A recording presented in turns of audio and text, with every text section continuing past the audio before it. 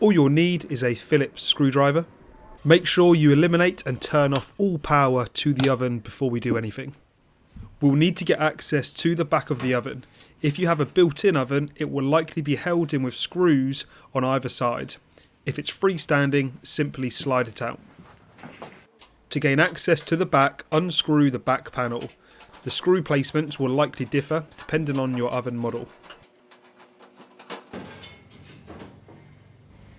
With the back panel unscrewed and before removing any wires, we recommend taking a photo to keep as a reference of the correct wire placement.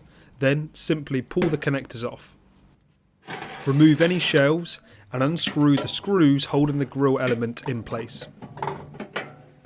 You'll then be able to slide the old grill element out and replace it with the new one.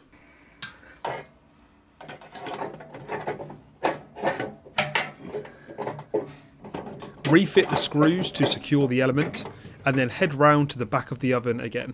Use the photo you took earlier if needed as a reference, but now reconnect the wiring and make sure they're all tightly connected.